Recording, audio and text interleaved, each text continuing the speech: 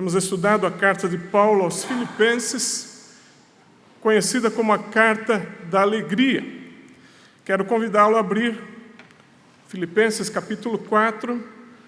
Nessa altura você já sabe de cor esses versículos, já os temos repetido vários domingos.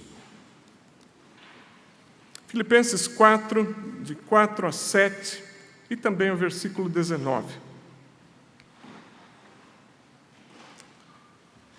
Só para saber quantos trouxeram Bíblia, levante a sua Bíblia bem alto. Amém. Muitas mãos ainda para baixo.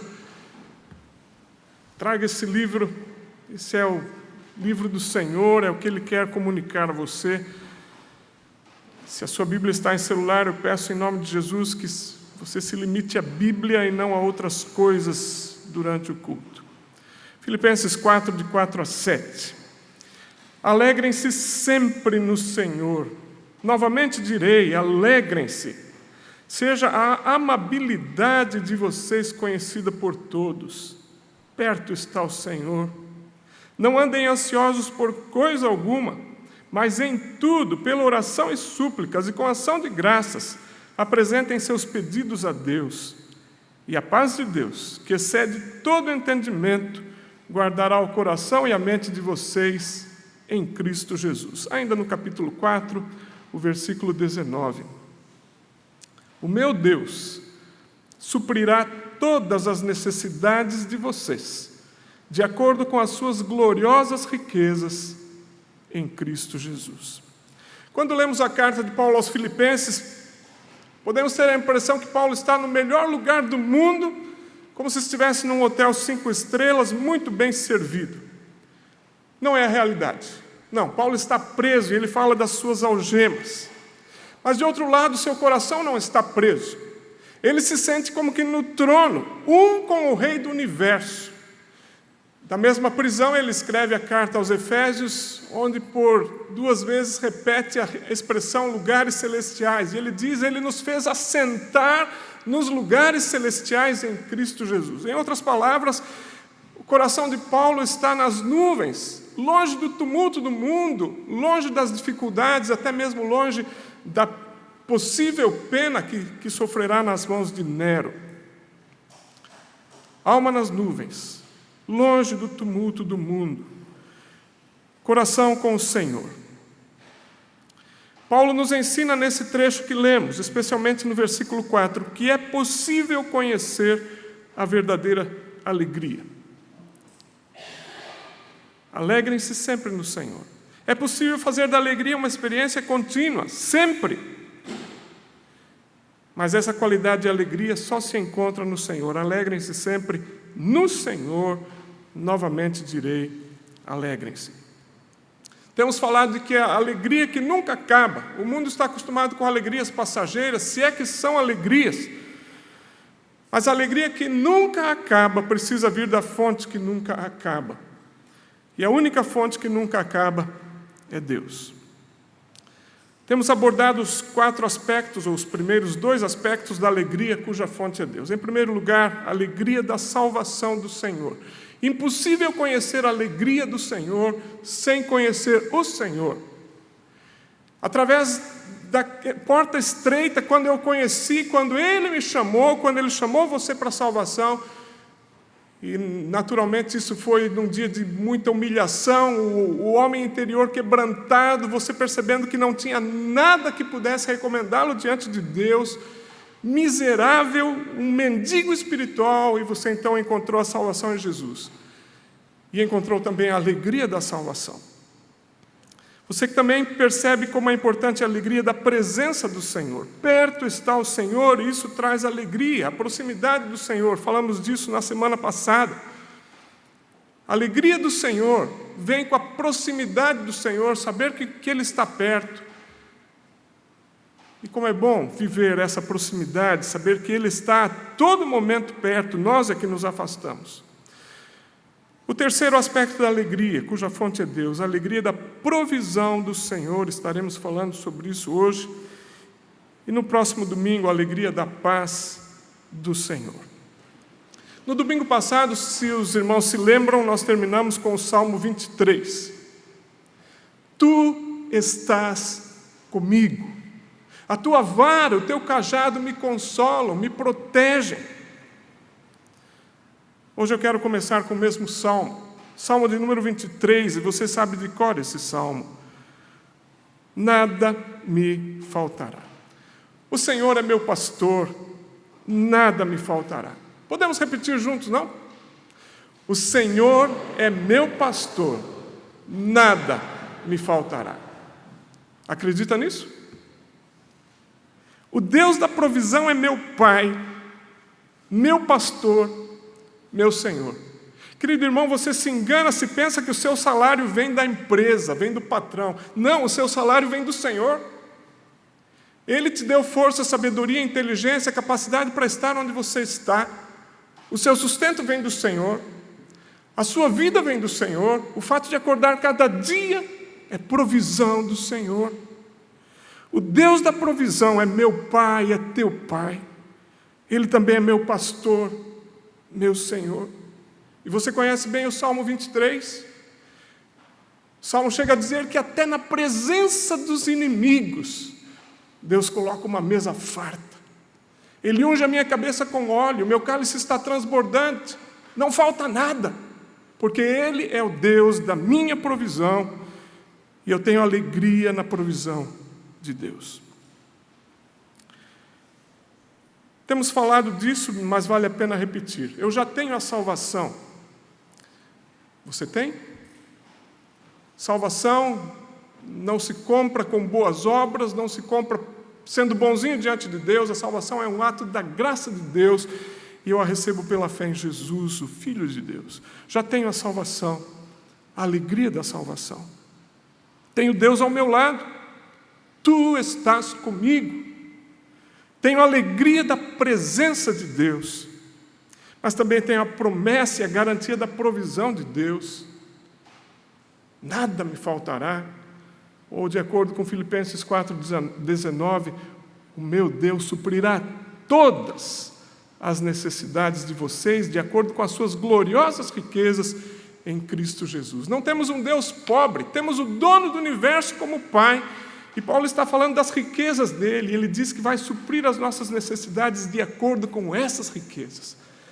O pai terreno pode ser pobre, o filho pode passar necessidades, mas se você é filho do Pai Celestial, as riquezas dele são infinitas. E Paulo diz que ele vai suprir nossas necessidades de acordo com essas riquezas. Eu tenho a promessa, a garantia da provisão, da providência de Deus na minha vida. E ainda assim, vivo ansioso. Vivemos ansiosos. Fico pensando, irmãos, Deus tem um senso de humor muito grande. Antes de pregar qualquer mensagem, Deus atesta com o pregador. E ontem Ele testou a minha ansiedade, e eu acho que eu fui reprovado. E foi muito bom poder dobrar os joelhos e pedir perdão. Ontem à noite, com tudo pronto, bastava descer o PowerPoint para o tablet e alguma coisa aconteceu que não entrava. E agora? E lá no meio de tudo aquilo, 00:30, depois de quase 2 horas tentando, Deus dizendo, você não aprende ainda? Você não aprende? Está ansioso? Tenho a alegria da salvação, tenho a alegria da presença do Senhor, tenho a alegria da provisão do Senhor. Mas ainda assim, você vivemos ansiosos. Por quê? Já parou para pensar? A ansiedade é um dos maiores ladrões da alegria. Paulo está falando de alegria nesse trecho todo, e é por conta disso que o contexto vai mais longe, não está só no versículo 4, alegrem-se sempre no Senhor, e como que ele dissesse, não deixe a alegria ser drenada por causa da ansiedade. Alegrai-vos no Senhor, e a gente diz amém, até aparecer a primeira ansiedade. Aí a alegria vai embora. E o mais incrível, a ansiedade tem a ver com o futuro. coisas que ainda não aconteceram. É ou não é verdade?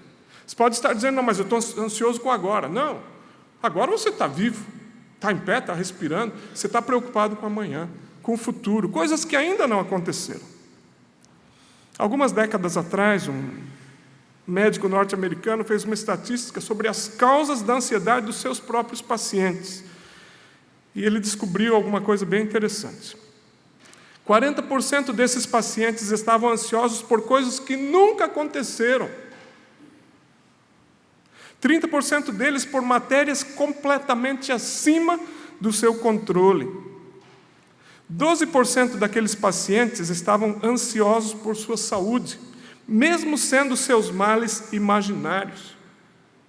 Conhece gente assim? Eu acho que eu vou ficar doente. 10% dos ansiosos estavam ansiosos por seus parentes, amigos e vizinhos, embora na maioria dos casos, todos eles pudessem cuidar de si mesmos. Você é ansioso por um filho que está longe, mas que cuida de si mesmo. E mais, tem um pai que cuida.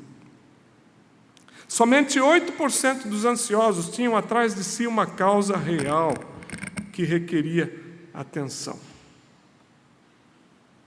Será que nos enquadramos nisso? De repente você está ansioso. A ansiedade surgiu do nada. Você já se perguntou por quê? Por que eu estou ansioso? Gostaria de rapidamente falar de algumas causas da ansiedade. Você poderia fazer uma lista muito grande, eu estou me limitando a apenas 2 classificações. A primeira delas, ansiedade por conta da luta para construir ou manter a minha imagem.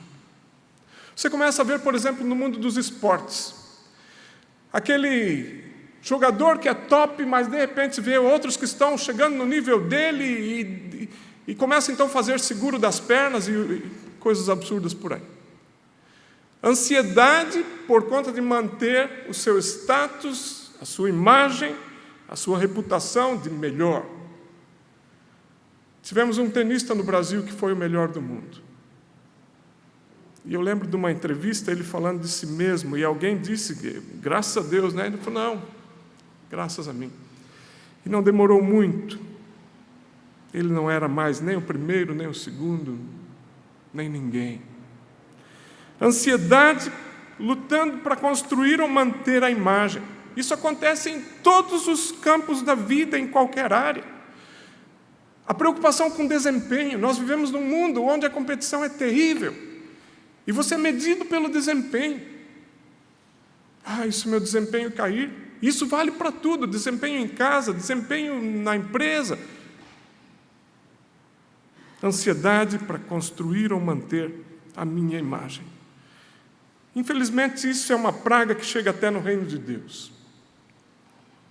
Pastores com alto ibope, a preocupação que a igreja esteja sempre lotada e sempre os membros ali, crescendo mais e mais e mais. É claro que isso é importante, mas a questão é de motivação.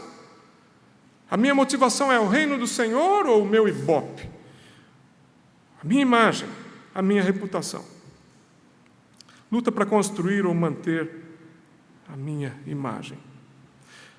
Mas há uma segunda classificação de ansiedade, uma segunda causa, e dentro dela vão muitos itens.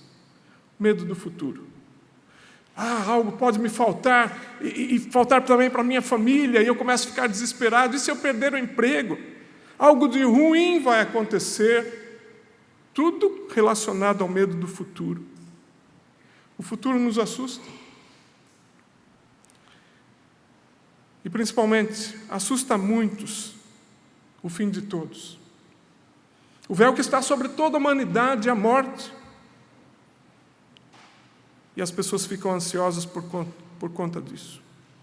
Eu queria que você imaginasse uma criança bem pequena, dos seus 2, 3 anos, agora está no colo do pai. Imagine essa criança agora com a testa toda enrugada, preocupação, ansiedade. E essa criança assim, puxa, eu tenho que ter uma boa imagem diante do papai e da mamãe. O único círculo que ela tem é a família. Não tem escola, não tem mais nada, é só aquele pequeno círculo, mas essa criança preocupada, eu tenho que ter uma boa imagem diante de papai e mamãe. Será que estaria assim uma criança? Se ela conseguisse falar direito, ela ia dizer, tô nem aí. E se pudesse, cantaria música também. Essa mesma criança, enrugada, preocupada com o futuro, será que vai faltar comida? Será que vai faltar dinheiro? Bolas, isso não é preocupação para a criança, isso é preocupação para o pai. Para o pai. Quantas vezes nos colocamos como grandões diante de Deus, esquecemos que Ele supre tudo.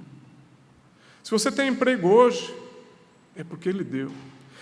Se vocês se lembram de alguns domingos atrás, pastor Werner Seitz esteve conosco. E uma coisa que marcou, não sei se você percebeu o que ele falou, as pessoas que perguntavam a ele, você deixou a Embraer, você é um engenheiro, deixou a Embraer para ser missionário? A resposta foi a seguinte, ou é a seguinte até hoje, o mesmo que me sustentou na Embraer, é o que vai me sustentar no campo missionário. Não foi o patrão, não foi a empresa. Queridos, quantas vezes não estamos no colo do Pai? Somos crianças pequenas, sim, mas estamos enrugados, querendo pular do colo e sair fazendo as coisas por nós mesmos. Mas vale a pena lembrar que nós não damos conta. Um cântico antigo, a Doris vai cantar, preste atenção nessa letra. Não tenha sobre ti um só cuidado qualquer que seja, pois somente um, seria muito para ti.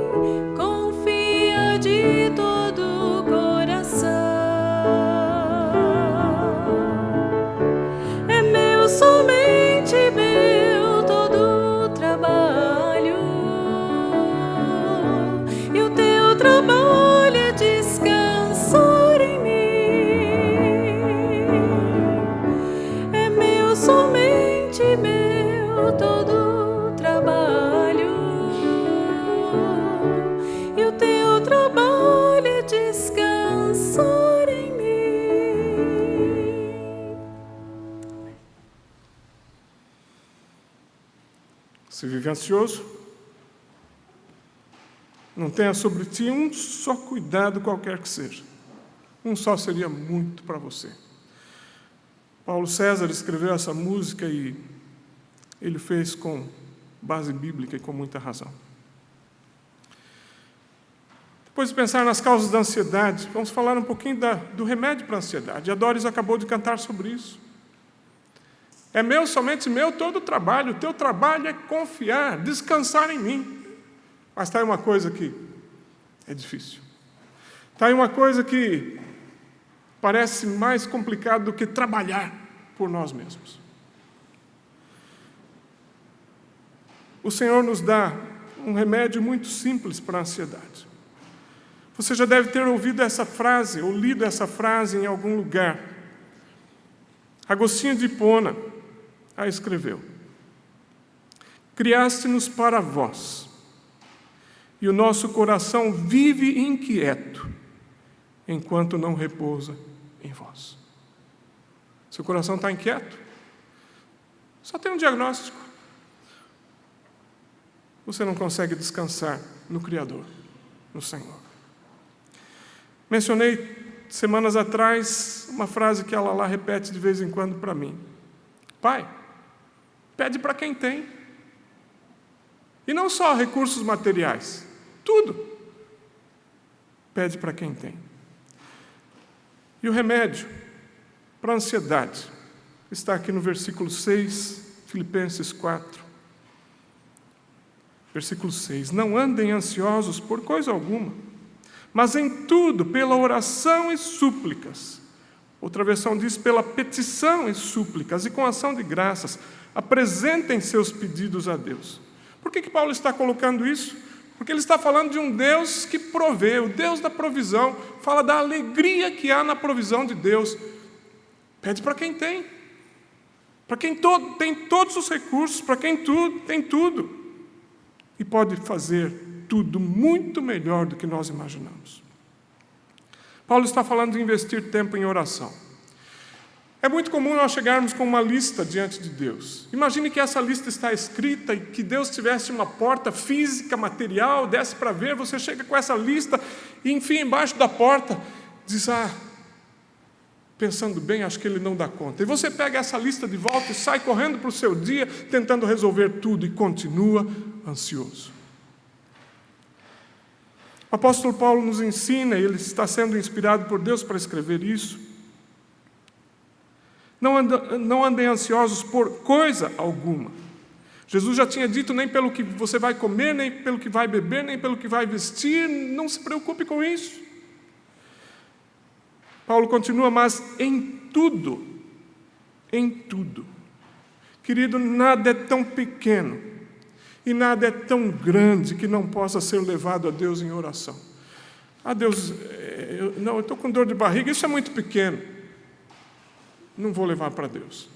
Estou com câncer, isso é muito grande, isso é impossível, não vou levar para Deus. Em tudo, nada é tão pequeno, nada é tão grande, que não possa ser levado a Deus em oração. Deus entende de tudo. Deus entende até do seu carro quando pifar. Deus entende de trânsito, Deus entende de eletrônica, Deus entende de computador, Deus entende de tudo. É claro que Ele não vai servir de office boy como muita gente pensa. Mas aquela inquietação por conta das coisas pode ser depositada diante de Deus em tudo, qualquer assunto, sempre. O nosso texto fala de oração, outra versão fala de petições, oração específica, clamor da necessidade pessoal. Eu posso até ter essa necessidade pessoal, eu estou sentindo o coração apertado por outro irmão, mas não deixa de ser uma necessidade pessoal. E essa oração é específica, um clamor diante de Deus. O texto fala de súplica, uma oração humilde e fervorosa, entendendo que eu não tenho recursos, eu não tenho nada, então eu suplico, eu peço, Pai, o Senhor tem os recursos. Essa oração é humilde, é fervorosa, é súplica. Paulo termina dizendo, e com ação de graças, apresentem seus pedidos a Deus. Com ação de graças. Paulo está falando da atmosfera de louvor e gratidão no meio da qual nós apresentamos nossas súplicas. Ação de graças? Como? Paulo, você está maluco? No meio da ansiedade dá para ter ação de graças? Já é difícil até pedir, é mais fácil sair correndo e tentar providenciar as coisas. Ação de graças? Ações de graças? Como? Na verdade, Paulo está falando da gratidão, porque Ele já derrubou todos os motivos da minha ansiedade. Deus já derrubou todos esses motivos. Você está preocupado com a sua imagem, com a sua reputação, com o seu desempenho? Você não precisa mais lutar por isso. Eu não preciso mais lutar por isso. Eu fui aceito pelo Rei do Universo. Eu posso entrar na sala do trono, pelo novo e vivo caminho que Ele nos abriu através do sangue. E Deus me olha agora através de Jesus Cristo. Ele não vê quão feio eu sou, porque Ele me vê através de Jesus. Ele não vê quão incompetente eu sou, porque Ele me vê através de Jesus. E Ele me faz competente em Jesus, Ele me faz bonito em Jesus, Ele me faz nova criatura em Jesus. Ele me olha através de Jesus. Por isso, ação de graças. Sua ansiedade é por conta do futuro? Ação de graças, porque Ele já providenciou tudo para acabar com essa ansiedade. Você está ansioso porque vai faltar alguma coisa? Nada me faltará, não é o que o salmista diz? Não é o que Paulo fala em Filipenses 4,19, que já lemos? Tá bom, mesmo que não falte nada, algo de ruim pode acontecer. Lembra-se de Romanos 8,28? Você deve conhecê-lo de cor. Sabemos que Deus age em todas as coisas para o bem. Deus, mas não foi uma coisa boa, mas foi para o bem. O algo de ruim que aconteceu, Deus transformou em bênção, em bem.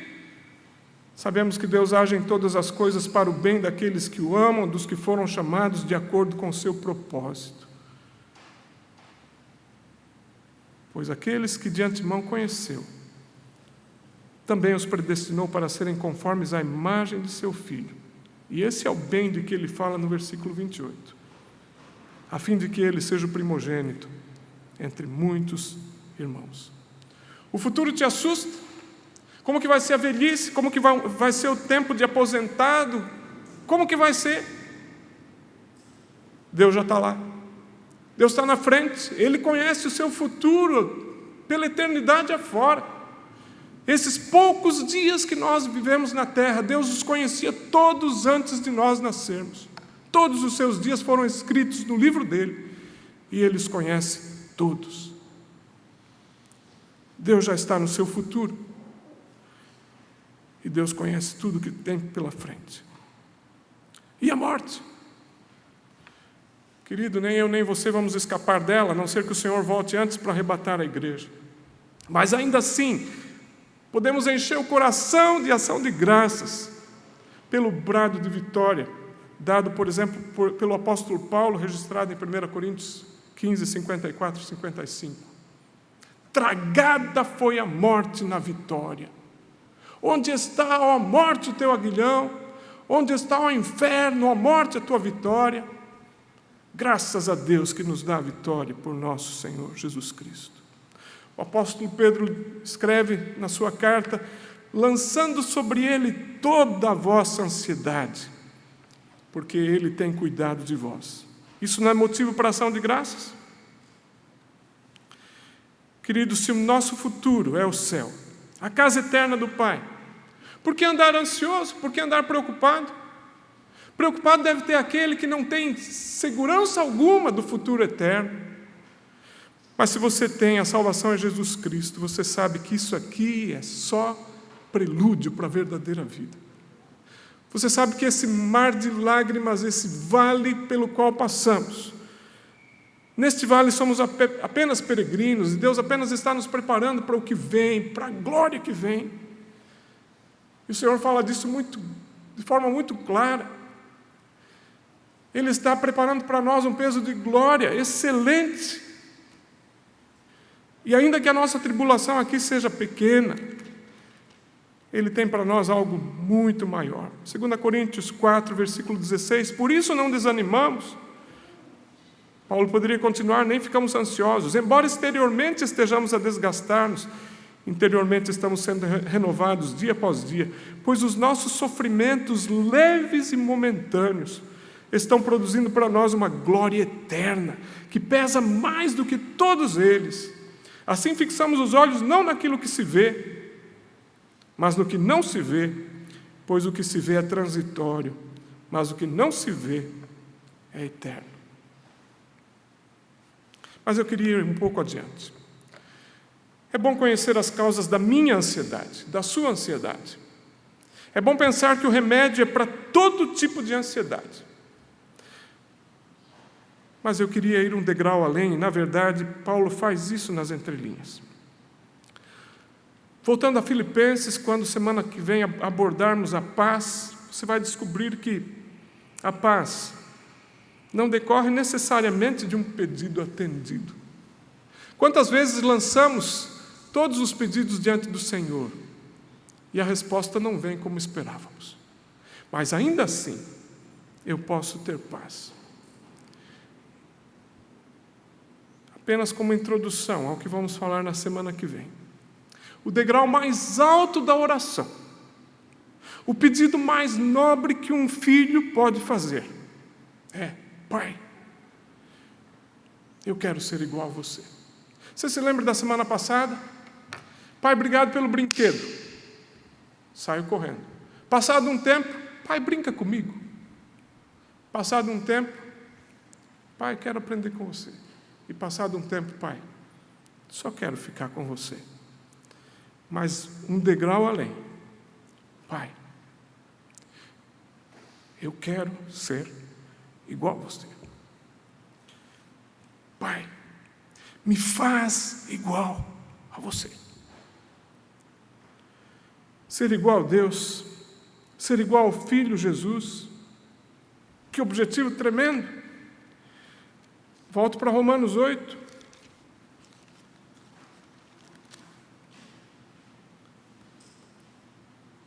Deus age em todas as coisas para o bem daqueles que o amam. Aqueles que de antemão conheceu também os predestinou para serem conformes à imagem de seu Filho. Pai, me faz igual a você. Pai, me faz igual ao teu Filho, que também é Deus. Me faz igual. Naturalmente, não estamos falando de aparência física, estamos falando de caráter. Essa oração, Pai, eu quero ser igual a você, Pai, me faz igual a você, é também a provisão que Deus oferece com o maior prazer. A oração que Ele responde com o maior prazer. Aliás, a providência de Deus tem seu foco muito mais em nos transformar no que Ele é, do que em nos dar brinquedinhos. A fase dos brinquedinhos num crente maduro já ficou para trás. Presentes, bênçãos que Deus dá. Agora o coração começa a almejar por semelhança. Deus, tudo que o Senhor dá é bom, mas a Tua providência, o foco da Tua providência é me fazer igual ao Senhor. Pai, me faz igual a você.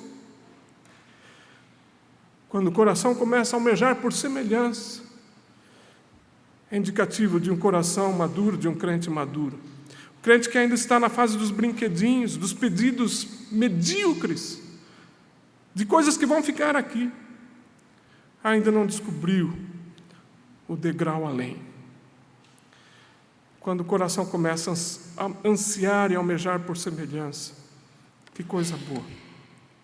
E é aí que entra o Salmo 23. Novamente o Salmo 23. Vara e cajado. A vara servia muito bem para proteção. Vinham lobos, animais ferozes, a vara e o cajado serviam para afugentá-los. Mas a vara e o cajado também serviam para proteção, ou melhor, para disciplina. A ovelha rebelde experimentaria o peso da vara, o peso do cajado. Querido irmão, o projeto de Deus é nos transformar segundo a imagem do seu Filho, como acabamos de ler. E esse projeto não será frustrado. Deus não é tão ingênuo, nem tão pequeno, nem tão tolo. Pelo contrário, Ele é dono de toda sabedoria. Mas Ele não é ingênuo a ponto de nos deixar apenas com os brinquedinhos. Ele quer cópias dele aqui na terra. Pessoas que refletem a sua glória. Pessoas que são como Ele. Por isso, muitas vezes, precisamos de disciplina. As duas maneiras que Deus usa para nos tornar mais parecidos com Ele. A palavra dEle. Mas quantas vezes essa palavra entra por um ouvido e sai por outro? Quantas vezes essa palavra fica dormindo numa gaveta a semana toda? Bíblias empoeiradas desembocam em vidas sujas. Mas o Senhor quer muito mais do que isso. Ele quer nos fazer segundo a sua imagem. E quando a palavra não faz o efeito, então ele vai usar a disciplina. Mesmo quando a palavra faz efeito, nas áreas onde não está funcionando, vem a vara, vem o cajado, vem a disciplina. Diante disso, nós podemos ter certeza de uma coisa: todas as nossas circunstâncias são ordenadas por Deus. Seria muita ingenuidade minha pensar que o câncer que me sobreveio foi um acidente de percurso. Não foi. Disciplina do Senhor, e Ele tem me ensinado muito. E os irmãos podem achar estúpido o que eu vou falar, mas eu tenho agradecido por essa doença. Paulo fala da sua doença, do seu espinho na carne. Pedi ao Senhor, roguei ao Senhor que o tirasse de mim por 3 vezes. Mas o Senhor explicou: não, isso é para limitar o teu orgulho. E você deve saber que a minha graça te basta. Todas as circunstâncias na sua vida são ordenadas por Deus. Você está estranhando o que tem acontecido nos últimos meses, anos, talvez décadas? A vara do Senhor está agindo, o cajado, disciplina do Senhor, porque o desejo dele é te colocar no rumo mais parecido com ele cada dia. Nada é acidental. Tirando o seu pecado que você fez por conta própria, a providência do Senhor na nossa vida não é acidental, não é acaso, é aquela mão agindo.